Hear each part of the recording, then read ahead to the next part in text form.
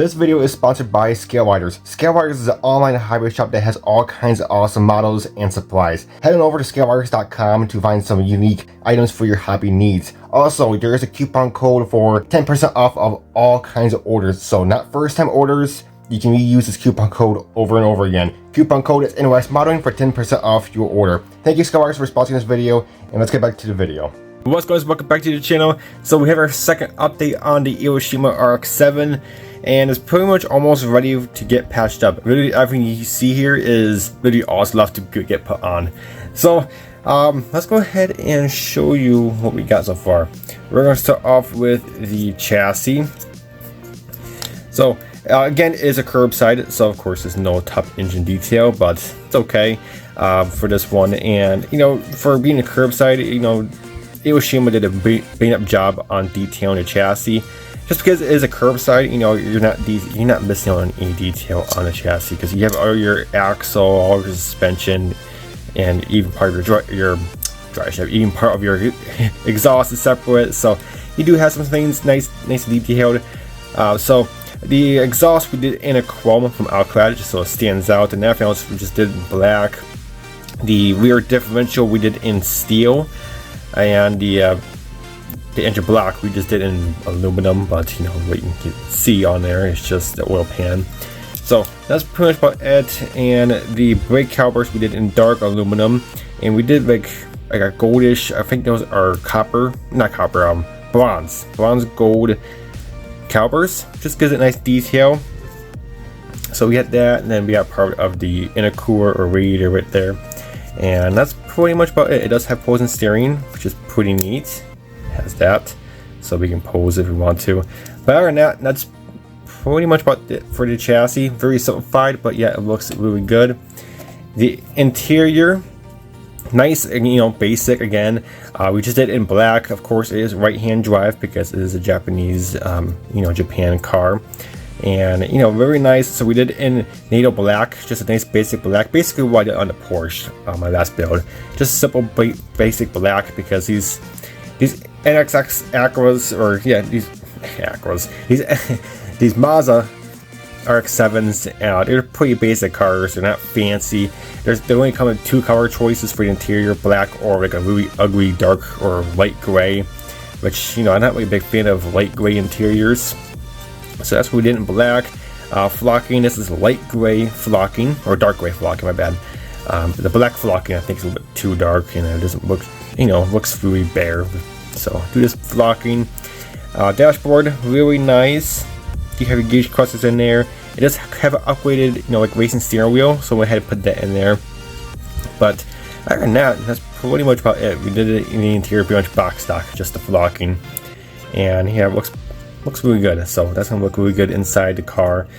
So we got that. So the wheels, here are the wheel combo. So if you remember, I did an unboxing video on this in my last update. The Aoshima from factory, they paint this, or like some kind of plastic coat these wheels in like a gold color, which is nice, but you know, I didn't really care for it, because the back of the wheels, if you remember, they're white, and they didn't cover, they just covered the front, and then the back is just white, and you know, but I didn't really care for it. So you can't really strip it, because I'm not really sure what it is. It's kind of plaster coating. I left it in super clean for like 8 hours, 8, 9, almost 10 hours. It did absolutely nothing to it. So I primed it. It did affect the primer a little bit. I mean, the primer did wrinkle up, so whatever they use, it does affect your primer. And I used the Tamiya primer on this. So we just sand it, put more coats on, sand it, put more coats on, and then it finally eventually smoothed out. So that looks good. And this is BBS gold from Splash Paints. And then of course we got the back, you know, gold as well. So we get it all covered. But yeah, it took a bit, because you know, it does affect whatever it is on these wheels. It does affect your primer, unless you use something different other than Tamiya. But other than that, it looks good. And we put, you know, one or two coats of 2K clear on it, just give it some shine, and yeah, looks good. So they got those nice wheels, and they look really good. Everything else over here is, you know, this is all is left from the kit, you know, a nice basic kit. And move on to the body. We got this really nice yellow on this body. The panel lines are on there. I should have done like a dark gray panel accent color because I think the black is a bit too poppy. Since it's like a really poppy yellow, I should probably done like a dark gray, because I know Tamiya does have like a dark gray panel accent color, but I didn't have that, so I did a black, and the black I think is a little bit too dark, but you know, whatever. First I'm trying it on the white yellow. We did do a carbon fiber hood. I wasn't going to do any carbon fiber on this because I wanted this to be like before we box stock, but I figured, you know what, no, let's just do carbon fiber. It's simple, just carbon fiber hood. Anyone can do it, and you know, we did like a semi-gloss finish on that. So we didn't do a full-on gloss like on the body. I kind of wanted to do like a semi-gloss finish on the carbon. So that looks cool. It gives it character, and it looks pretty neat since it is a custom, you know, body kit version.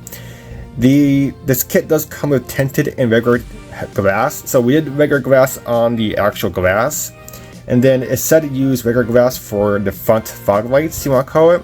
I figured let's just do it and let's just use the tinted versions. I think it looks pretty cool, and you know, because it kind of matches the carbon fiber hood. Then of course we did the tinted taillights as well. So tinted taillights aren't a must on the RX-7. They actually are tinted from the factory, and I'm not sure you can kind of see it, but we did do the red and orange on there, and you can kind of see it from the lighting.